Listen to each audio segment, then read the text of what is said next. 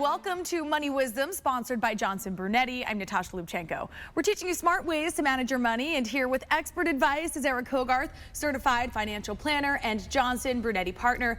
Eric, thanks for joining us. We're back in person finally. Here we are, excited to be here. And of course, we're going to talk about retirement. As always, you say there are 5 steps for proactive retirement planning. I want to start with this first one. You say it's important to estimate your retirement expenses. People don't really look at this during, like now. If you think about, well, how much do you spend in a month? I don't particularly want to know that. But as you get closer to retirement, we talk about, are you going to have enough money? We need to know that because you start to look at, well, is it going to be enough? And are you being realistic? And even though you're retiring, you very well might spend more money. So it's easier to look at that before you decide to retire than after.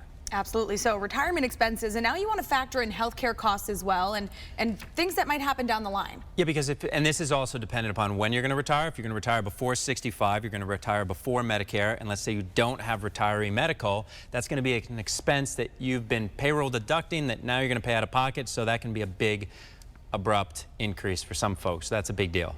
And now this next one, I'm sure people are conscious of, as you say, it's important to reduce debt as we head into retirement years. You know, people talk about, well, there's good debt, and there's bad debt, and there's also, you know, as I often say, like our side, what makes the most financial sense, and then your side of, some people just say, I don't want debt.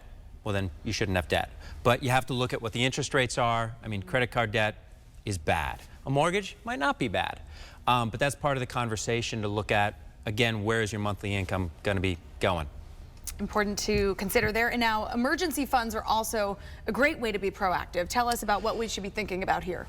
You know, people ask, they're like, well, how much cash should we have in the bank? I heard it's 6 months living expenses. Now, if you're 41 years old and you have a mortgage and 3 little kids, your needs are different than a 65-year-old.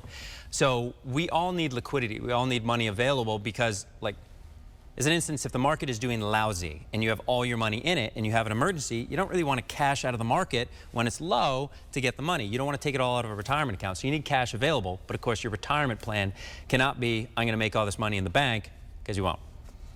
And now, Eric, there is a retirement plan and then there's a long-term retirement plan. What's the difference and why should we be thinking about both? How long are you going to live? You know, when people say, you know, am I going to have enough for retirement? They're not thinking about 3 years.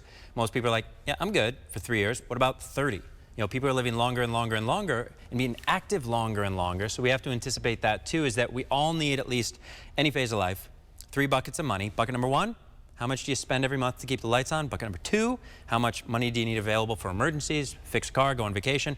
Bucket number 3, something needs to be growing. So we talk about how much is in each one of those worlds, and that's how you start making a plan.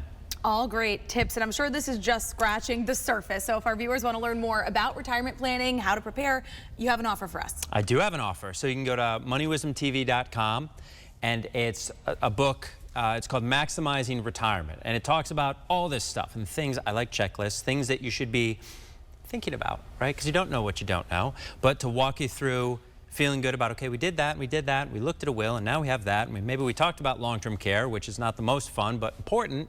So I really encourage people to read it. It's absolutely free. It's concise. And again, it's at moneywisdomtv.com. And I think it'll add some value. Sounds like a great place to start for anyone on their retirement journey. Eric Hogarth from Johnson Brunetti, thank you. Thank you. All right, and you can learn more again at moneywisdomtv.com. For CT Style, I'm Natasha Lubchenko, and we'll see you right here next week.